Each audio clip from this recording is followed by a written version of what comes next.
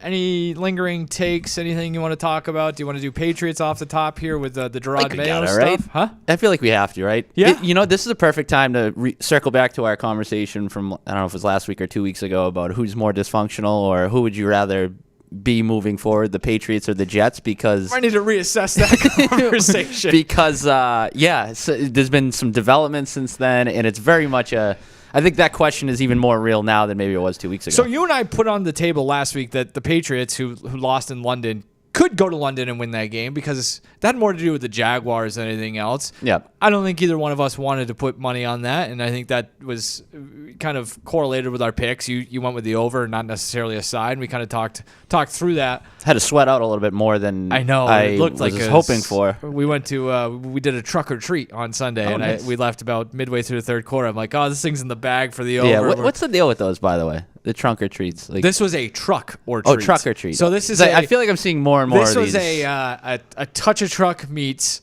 Oh, you love trick or touch a truck. treat meets trunk or treat. Yeah. So it was like in a field in our town. The trucks showed up, and it's just like the truck drivers get out and they bring candy, and the kids just go around. And there's some face painting, some pumpkin painting, cookie decorating, bounce houses, everything of that line, obstacle courses. So a little bit of everything. So yeah, I missed the second half of that. I thought that was an easy over. It got there, whatever. Yeah. So, but like, I do want to just acknowledge that there is a creaky chair here. So like, if the sound if I don't want to be taking I don't want there to be a fart gate on our hands or anything. I mean, you a Ditka? Yeah. So I just want to get that out in the open in case there's any sound effects coming from it. I thought, going back to that conversation last week about not trusting either of them, I really didn't think the Patriots getting their heads kicked in was on the table. Maybe that's silly on me in hindsight. I don't know. What do you think about this entire thing? I don't know what rock bottom is anymore. Like, I don't know what. Yeah. The inmates run the asylum. The team stinks. There's no real strong future outside of the quarterback. The fact that they're the most troubling thing of like the play on the field is what it is. Ex-coach is trying to incite a riot. Yeah, like that. So between the lines is what it is. Like, we knew there was a chance this team was going to be pretty bad this year. Like, it was just kind of accepted that this was a rebuilding year. And then, like, okay, how do they extinguish some of the whispers that start to come out when things do unravel? But the fact that, like, this is playing out overtly in the media is where the real dysfunction is coming into play. Like, I understand the motivational tactics and whatnot, but, like, calling your team soft 7 games into your first season after you've done nothing but put them in a position to fail and you've talked out of both sides of your mouth the entire offseason, coming into the season. Like, this is total dysfunction. Your coaching credentials are non-existent. Yeah. So from a head coaching, yeah. I mean, this is like very top to very bottom. Pretty much a disgrace. Like, I don't mean to be hyperbolic, but I'm trying to choose my words smartly here. Like, I think you see it in life too, right? Whether it's organizationally for your career, whether it's even just a family, whatever, like, that rot manifests itself in ways that, like, if the guy running the ship doesn't know what he's doing or doesn't have things buttoned up when it's this big of an operation, that seeps and permeates into everything else. And, like, more and more it's becoming increasingly clear that Gerard Mayo is so far in over his head.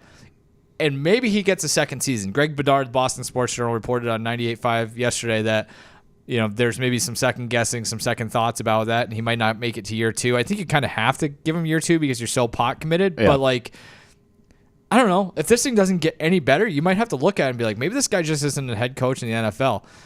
He wouldn't be the first guy who's struggled in year 1 and makes, progression. You have to see that. But, like, that's been the thing, is, like, a complete lack of improvement week over week is staggering. And it's just, it doesn't feel like he has complete control of it. And when you have somebody in a position of power or leadership that doesn't have complete control over their own thing, like, it's just going to get worse and worse for everybody else. It's just, even the teams that are rebuilding, like, there's, in most cases, if you squint hard enough, you can find something to sort of hang your hat on, and here, outside of maybe the quarterback, like, you need a magnifying glass, and even then you can't really find any positives at this point. Yeah, it's like we kind of talked about last week later in the show because I had the Commanders as one of my picks. Like, Washington's so much better off right now than the Patriots are, and maybe that's slightly because Jaden Daniels is better than Drake May or has it could be. I think their supporting cast is probably better too, like but they've offensively. Done it, yeah, but still, like they've done it the right way. Like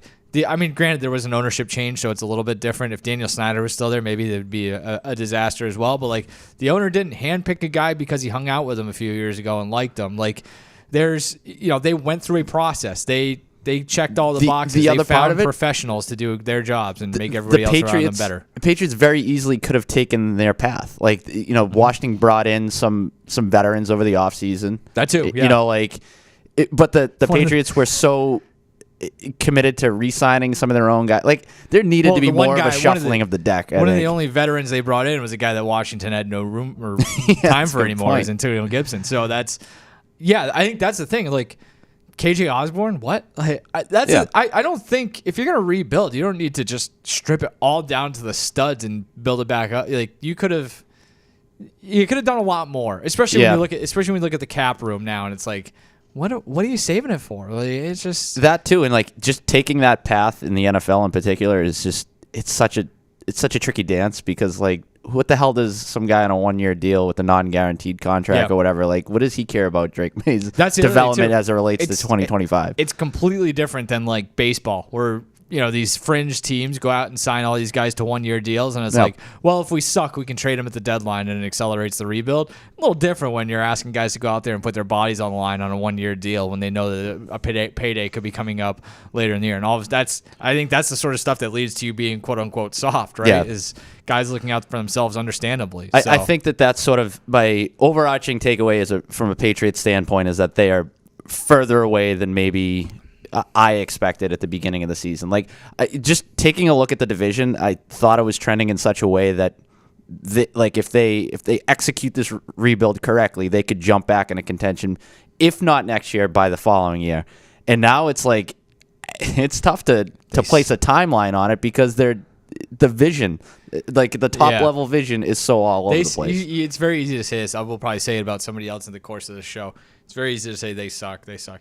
They suck. Yeah, like, it's bad. And, I think if I was a Patriots fan, the thing that would concern me most is, like, this is kind of the thing that you were just talking about. Like, how high up does this go? Like, who's making what decisions? And, like, how is that going to affect the direction of this team moving forward? Because I almost would respect Robert Kraft if he fired Mayo after the season. It was just like, I keep sitting here talking about how this is unacceptable and we need to get better. He's like, I screwed this one up. This one's on me. Like, the other 3 years were on Belichick. This one was my bad. I'm sorry, but I'll pay this guy to go away and we'll start over. The bar was so low. Yeah.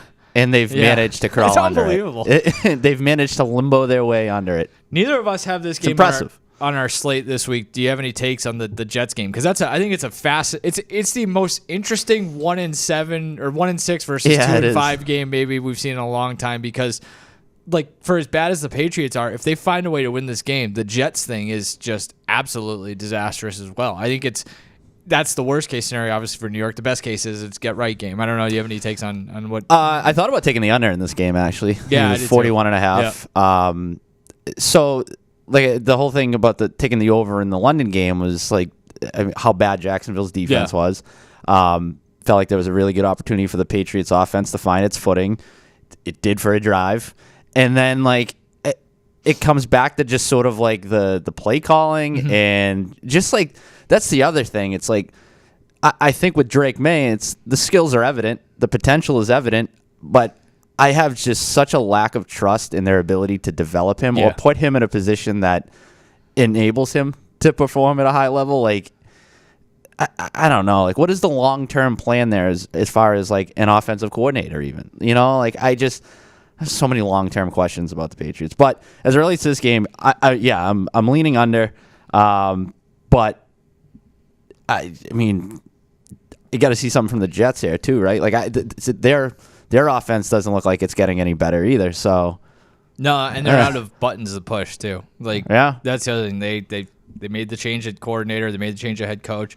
Got Devontae Adams. I think you got to give the Adams thing a little bit of time to kind of. I think they got to do more before the deadline, I guess. Is like my big, like, I'm not sure if cap space, assets, all that, how you do it. They feel like they're kind of exhausting all options, but, like, strapped. But like you're pot committed, right? Like it's Plus, you look around the division. If there are levers to pull, you better pull them. Look around the division. Like going all in might not be the worst thing in the world. Like what is very winnable? We just talked still. about the Patriots. Well, like I'm even saying mortgaging the future. Like the Patriots are going to suck again next year. Miami could suck too. Like there's. Well, that's the thing. If the Jets get to a point where as soon as next season it turns into a full-fledged teardown. Yeah. They're on the Patriots level. Yeah, right. Yeah. In the worst case scenario. So, like, maybe that right there in and of itself proves which team's more dysfunctional. Yeah. And who knows what happens with Tua. The Jets will bottom out, and the Patriots will be right there beside them, ready to welcome them with open arms to rock bottom. Brand new construction in this neighborhood, starting from the foundation on up.